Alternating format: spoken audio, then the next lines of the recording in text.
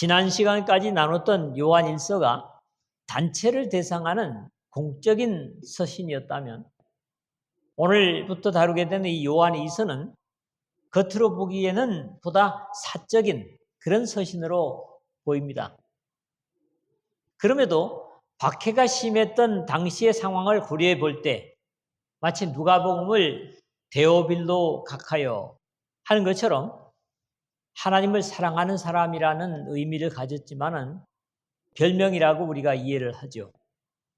부녀와 그 자녀들이란 교회를 여성형으로 쓰는 것이나 하나님의 자녀들인 성도들을 지칭하는 것으로 이해할 수 있을 것 같습니다. 이 요한 2서는 마치 요한 1서를 압축해 놓은 것 같은 내용과 단어들이 함께 쓰이고 있습니다.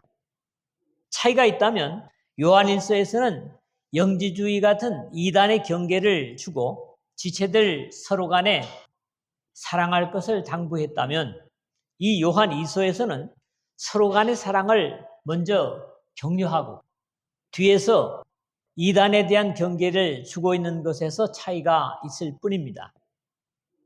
또 사랑의 사도라는 별명을 가진 요한은 자신이 독려하는 사랑이 결코 혈육 관계이기 때문이거나 한 무리에 속해 있기 때문이 아니라 하나님의 진리를 중심한 거룩한 사랑으로 바로 예수 그리스도의 구속의 사랑을 바탕으로 하는 것이기 때문에 하나님의 계명을 순종하는 것으로 채워져야 함을 강조하고 있습니다. 이 요한일서의 또 다른 특징은 요한일서와는 다르게 요한일서는 인류를 향한 하나님의 사랑의 중심인 예수 그리스도를 증거하는 것을 중요하게 여기는 것으로 증거하는 데서 바울이나 당시의 일반 서실과는 다르게 문안 형식조차도 사용하지 않았던 것을 우리가 봤습니다. 이 요한 2서는 문안 형식조차도 그대로 갖추고 있는 것이 다르기는 하지만은 상대에게만 평강을 축복하는 것과는 다르게 자신을 축복에 포함시키고 있는 독특성도 볼 수 있습니다. 은혜와 긍휼과 평강이 하나님 아버지와 아버지의 아들 예수 그리스도로부터 진리와 사랑 가운데 우리와 함께 있을지어다. 3절의 내용에 그렇죠. 바울 같은 경우의 축복에는 대부분 은혜와 평강을 사용하는 데 반해서 요한은 여기에 은혜와 긍휼과 평강이라 해서 긍휼을 중간에 넣은 것도 또 다른 특징 중에 하나입니다. 길지 않은 서신들이지만 요한 3서에 이르기까지 요한의 신앙의 또 다른 진수들을 이해하게 될 것 같습니다. 첫 번째로는 1절에서 2절입니다. 진리와 함께 사랑한다는 거죠. 요한 사도의 특징 중에서 자신의 이름을 숨기고 별명이나 직분으로 표시하는 것으로 요한복음에서는 주로 자신을 사랑하시는 사람으로 소개하고 있습니다. 요한복음 13장 23절이나 19장 26절 그리고 21장 7절 그리고 21장 20절에 사랑하시는 자라고 쓰고 있죠. 이 편지를 받고 있는 사람들이나 또 개인이 이미 요한 사도를 잘 알고 있는 사람들임을 이해할 수 있을 것 같습니다. 자신이 연장자로서 교회를 지도할 수 있는 사람일 뿐만 아니라 특히 영지주의 같은 이단을 경계하고 가르치는 데서 호소력을 가질 수 있는 스승임을 나타내고 있습니다. 장로인 나는 택하심을 받은 부녀와 그의 자녀들에게 편지하노니 첫 부분에 그렇게 시작을 하지요. 먼저는 편지를 보내는 사람과 받는 사람들을 거론하고 있습니다. 장로인 나는 여기 프레스뷰테로스 단수로 써서 더 늙은 또는 노인 이런 말을 쓰고 있습니다.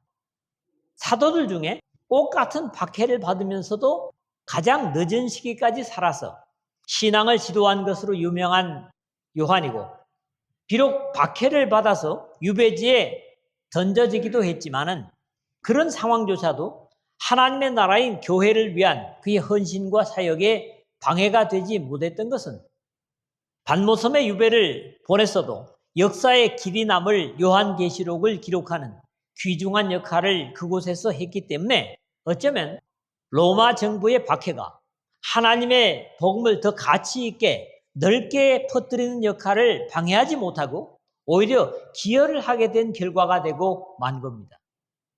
택하심을 받은 부녀와 그의 자녀들에게 앞에 서론에서도 언급한 바 있지만은 교회를 그리스도의 신부로 성도들을 하나님의 자녀로 볼 때 부녀, 퀴리아, 부인, 주부라는 말이면서 이 교회의 머리를 퀴리오스라는 주님이라는 대명사의 여성형이라는 데서도 의미가 있습니다. 퀴리오스의 여성형이 퀴리아니까요. 분명히 교회를 의미하는 별명이었던 것으로 이해하는데 무리가 없을 것 같습니다. 따라서 그의 자녀들이란 한 부인의 자녀들이기보다는 바로 하나님의 자녀된 주님의 백성들을 부르는 것이라는데 또한 이해를 함께 할 수 있을 것 같습니다. 이들을 수식하는 택하심을 받은, 택하다, 고르고 고른, 정선한, 선택된 이런 에클레이포라는 그리스어가 쓰였는데 더욱 이것을 분명히 해주고 있습니다. 에클레시아 하면 세상 밖으로 불러냄을 받은 자들이라는 교회라는 명칭과도 다르지 않은 그런 의미를 가지기 때문입니다.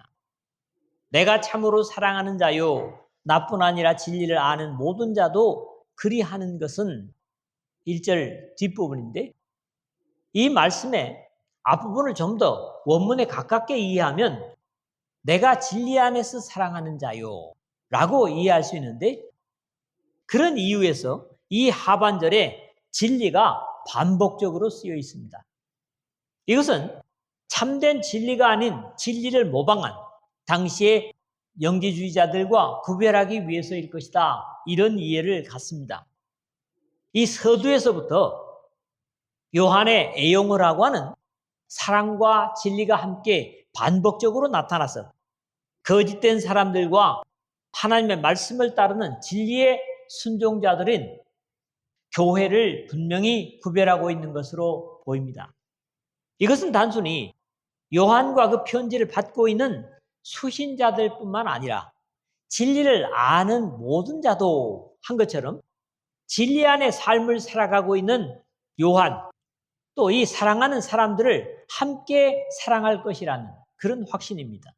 넓게 얘기하면 서로 진리를 아는 사람들끼리 사랑한다고 하는 의미가 되겠습니다.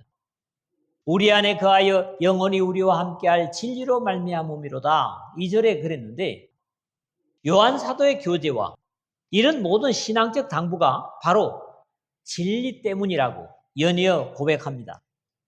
그러므로 신앙에 있어서 진리로 말미암음이로다라는 확신과 고백은 대단히 중요한 신앙의 자세입니다. 교회의 모든 행사나 과제는 반드시 진리로 말미암아 진리 때문에 이루어져야만 합니다. 세상의 자선과 다른 것이 이것으로 사랑도 교제도 나눔도 진리 때문에 이루어져야 하는 것이 바로 교회입니다.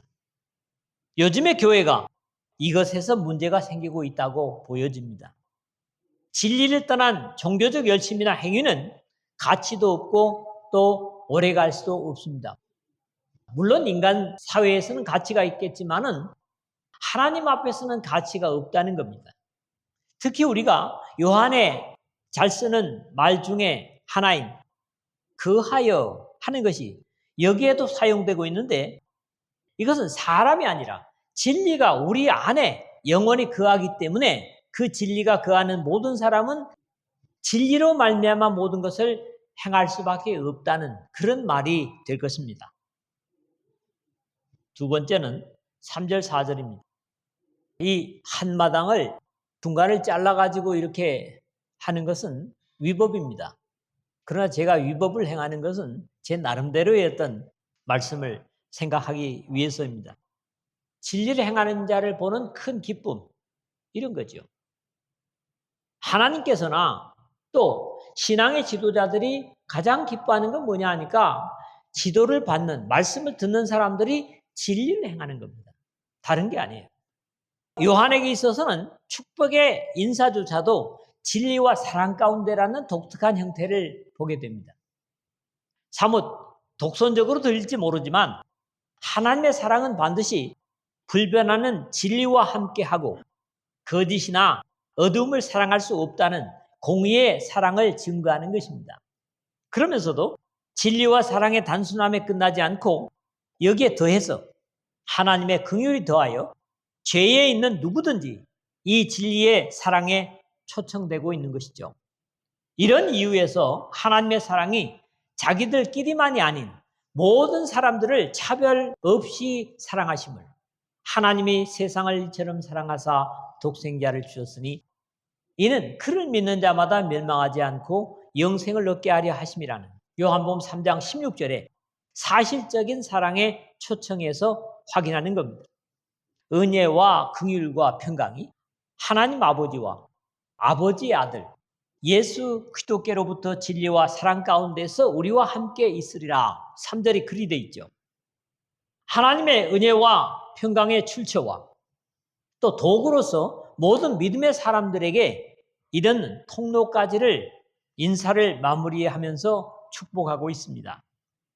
베드로 사도는 곧 하나님 아버지의 미리 아심을 따라 성령이 거룩하게 하심으로 순종하고 예수 그리스도의 핏부림을 얻기 위하여 택하심을 받은 자들에게 편지하노니 은혜와 평강이 너희에게 더욱 많을지어다. 베드로전서 1장 2절에 이렇게 인사를 하고 있는데 믿음의 사람들에게 은혜와 평강이 어떤 사람에게 임하는지 더욱 분명히 하고 있는 겁니다. 첫째는 하나님 아버지의 미리 아심을 따라 하나님께서 그런 사람들을 이미 미리 아신다는 것이고 성령이 거룩하게 하심으로 순종하고 성령의 감동을 통해서 하나님의 사랑을 전하는 것을 순종하는 것이고 세 번째는 그런 사람들에게 예수 그리스도의 핏부림을 얻기 위하여 택하심을 받은 자들이라는 독특한 언약의 순서를 베드로 사도의 인사에서 볼 수가 있습니다. 그러면서 요한은 여기에 한 가지를 더해서 은혜와 긍휼과 평강을 축복하여 바울의 서신에서는 흔하지만 요한에게 자주 사용하는 표현이 아닌 은혜, 사랑이나 진리는 요한이 자주 쓰는데 은혜라는 말은 또 요한이 상당히 전략을 합니다.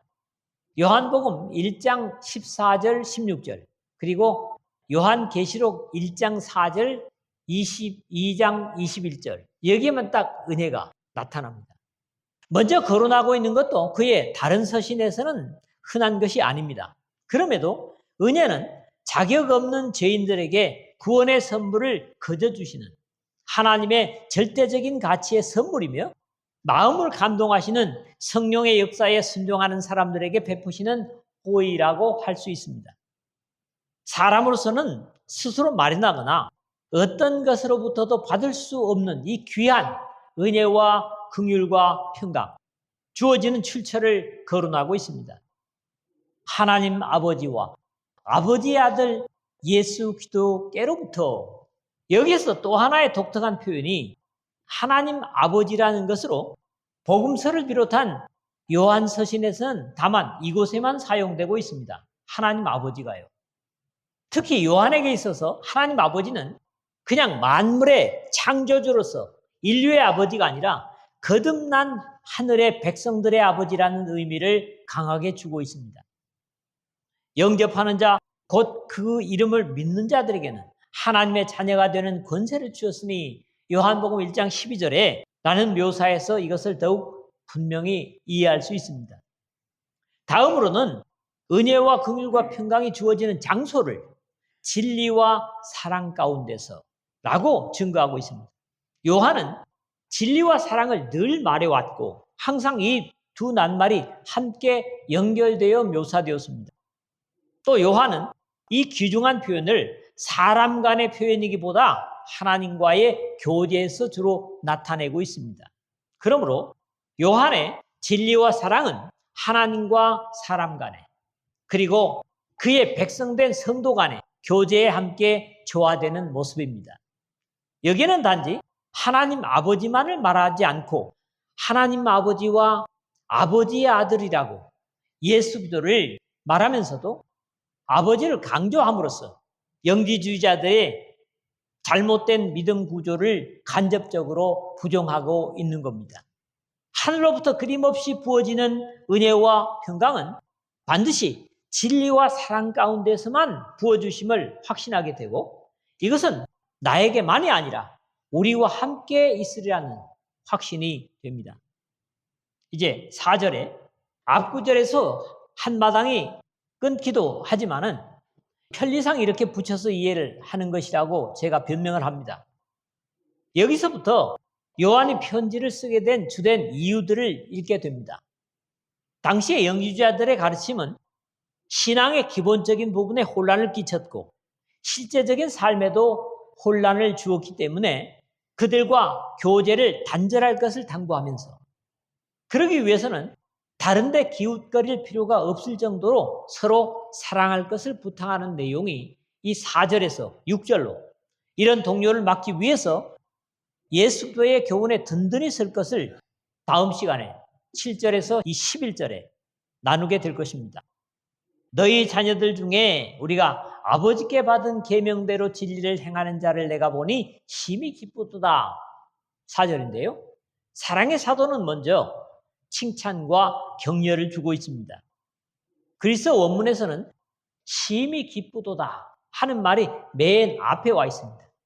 에카이렌 리안인데, 카이로 하면 기뻐하다, 즐거워하다 라는 말이고, 리안이라는 말은 크게 또 대단히 몹시 라는 말로 이 4절이 시작되고 있습니다. 너 사도를 심히 기쁘게 하는 것이 무엇인가 하면 이 편지를 받고 있는 하나님의 백성들 중에 아버지께 받은 계명대로 진리를 행하는 자들을 요한이 보기 때문이라는 이유에서입니다. 자녀들을 믿음으로 키우는 것도, 예배에 많은 사람이 참여하는 것도, 연보를 많이 하기 때문도, 또 모두가 건강하기 때문도 다 기쁨의 이유가 될 수 있지만, 요한은 그런 것들이 아니라 아버지께 받은 계명대로 진리를 행하기 때문이라고 고백을 합니다. 사실 하나님의 진리를 가르치는 사람의 행복은 다르지 않을 겁니다. 가르친 진리가 삶을 주장하고 세상의 삶이 아니라 거룩한 성도의 삶을 사는 것을 보면 그보다 아마 만족하고 행복할 사람은 요한뿐만 아니라 없으리라고 생각을 합니다. 세 번째로는 5절 6절입니다. 사랑은 계명을 따라 행하는 것이라 이렇게 말씀합니다. 그러니까 사랑이 정말 그리스도 안의 사랑이 무엇인가를 여기서는 우리에게 가르쳐주고 있는 거죠. 요한 사도의 이 부분의 요청은 사도로서의 권위보다는 동등한 그리스도인의 입장에서 부탁을 보는 데서 진리와 사랑을 가진 자의 겸손도 보게 됩니다. 이러한 내용은 마치 바울 사도가 빌레몬에게 오네시모의 거취를 당부하는 자세와 다르지 않은 모습을 봅니다. 이러므로 내가 그리스도 안에서 아주 담대하게 너에게 마땅한 일로 명할 수도 있으나 도리어 사랑으로서 간구하노니 나이가 많은 나 바울은 지금 또 예수들을 위하여 갇힌 자되요 갇힌 중에서 낳은 아들 오네시모를 위하여 네게 간구하노라. 빌레몬서 1장 8절에서 10절의 말씀인데요. 그리스도 안에서의 절대 권위는 하나님께만 있습니다. 그리스도께만 있습니다. 지체들 모두는 그리스도의 피를 나눈 형제에 의한 겸손으로 요청할 수 있을 뿐입니다. 자주 드리는 말씀이죠. 부녀여, 내가 이제는 너에게 구하노니 서로 사랑하자. 이는 새 계명같이 너에게 쓰는 것이 아니요 처음부터 우리가 가진 것이라 5절에 그랬는데, 말년에 요한은 일생 동안 예수도의 사랑을 보여왔기 때문에 이제는 너에게 구하노니라는 표현을 쓰는 것입니다. 이러한 사랑의 요청은 이미 이 땅에 오셔서 새 계명을 너희에게 주노니 서로 사랑하라. 내가 너희를 사랑한 것 같이 너희도 서로 사랑하라. 요한복음 13장 34절에 말씀하시고 친히 행하신 우리 주 예수 그리스도의 사랑을 바탕하는 것으로 요한 1서에서도 사랑하는 자들아 내가 새 계명을 너희에게 쓰는 것이 아니라 너희가 처음부터 가진 계명이니 이 옛 계명은 너희가 들은 바 말씀이거니와 요한일서 2장 7절의 가르침과 다르지 않습니다.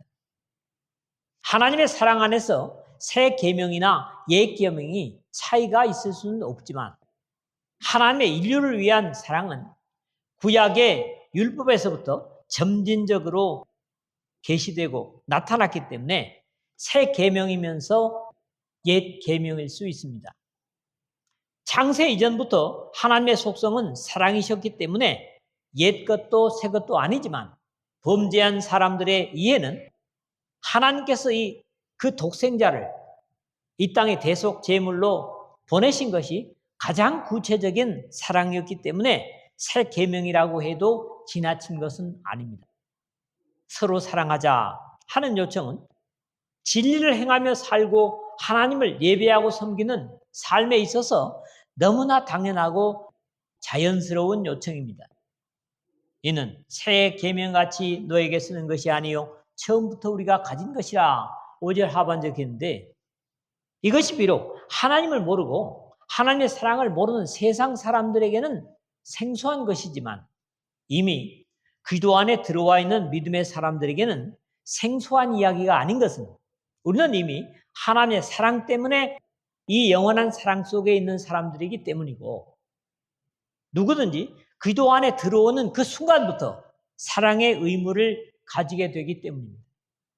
하나님의 사랑은 이번 사람은 이미 사랑의 채무를 가진 사람들인 까닭에 처음부터 가진 것이라는 의미를 이해하게 됩니다.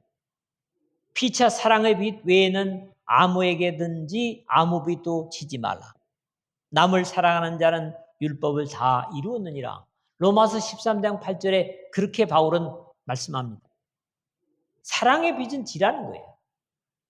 또 사랑의 빛은 많이 가질수록 나도 그 사랑의 빚을 갚으려고 애쓸 것이기 때문에 사랑할 것이라는 겁니다. 또 사랑은 이것이니 우리가 그 계명을 따라 행하는 것이요 계명은 이것이니 너희가 처음부터 들은 바와 같이 그 가운데서 행하라 하심이라 6절입니다. 사랑을 따라 사는 것으로 오늘 읽은 말씀은 마무리하고 있습니다.